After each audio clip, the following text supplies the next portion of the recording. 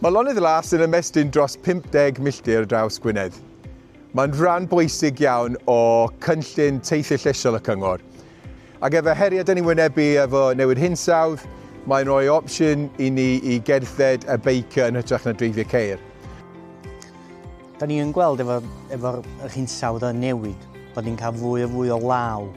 A be mae'r glaw ma'n gwneud ydy rhoi fwy o bwysau ar yn isa dilyn tyndidiaeth. So mae yna lot o waith caled i mynd i fewn jyst i rhag paratoi yr gwaith adeiladu. So beth sy'n digwydd yn dilyn llifogydd y gaea. Mae yna lot o ddŵr di adeiladu fyny tu ôl i'r arglawdd y llwybr fan hyn. A be mae hynna di wneud ydy, di rosi dŵr i cynyddu gymaint, mae wedi golchi ffwrdd hanner y llwybr. So mae yna ddau beth yn ni'n trio gyflawni. Un, sicrhau bod y twll yn cael ei lenwi fyny a bod y llwybr yn mynd yn ôl i fel oedd o. Ac yr ail i ceisio datus o broblem sy'n ymwneud â dŵr. So gosod pibella mwy o faint i fewn fel bod ni'n gallu ymdopi efo unrhyw problemau sy'n gall codi'n y dyfodol o gynnydd i'r dŵr.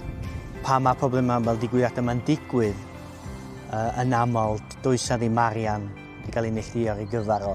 Felly, fel swyddogion, da ni'n aml yn gofyn allan i chwilio am yr arian, fel bod ni'n gallu rhoi mesuriadau yn ei le fel bod y gwaith yma'n cael ei gyflawni. A da ni yma heddiw i gweld y llwybr yna ail-agor a gobeithio fydd pobl sy'n cerdded a beicio yn medru mwynhau'r llwybr unwaith eto. Dwi'n falch iawn o weld Lôn Eifion wedi ail-agor. Mae llawer iawn o waith caled wedi mynd i mewn i adfer y llwybr yma. A mae'n enghraifft gwych o sut mae Cyngor yn gweithredu dros ein cymunedau.